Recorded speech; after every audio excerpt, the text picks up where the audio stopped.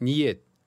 Жеңді түріп, екі қолды шынтаққа дейін сыбанып, Бисмиллахир-рахманир-рахим деп, дәрет алуға іштей ниет етеді. Қолды жуу. Қолды білезікке дейін саусақтардың арасын салалап жуу. Егер саусақта сақина, жүзік болса, оның астына да су жету керек. Ауызды шаю. Оң қолмен 3 рет су алынып, ауыз шайылады. Мұрынды шаю. 3 рет оң қолмен мұрынға су тартылып, сол қолмен сіңбіріледі. Бетті жуу. Тігінен маңдайдағы шаш басталатын жер мен иек арасы, көлденеңінен екі құлақтың сырғалығы арасы 3 мәрте жуылады.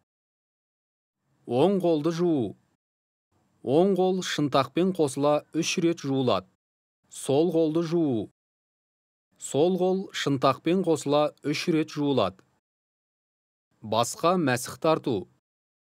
Шынашақпен бірге 3 саусақ ұшпа-ұш келтіріліп, маңдайынан желкеге дейін осы 3 саусақтың ішімен қаптама мәсіх жасалады.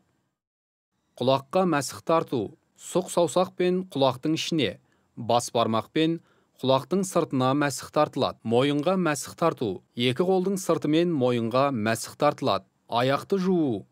Оң аяқтан бастап, саусақтарының арасын тобықтарымен бірге 3 мәрте жуады. Осылайша сол аяқты да жуады. Әсіресе өкше мен тобықтардың жуылуын мұқият қадағалау қажет.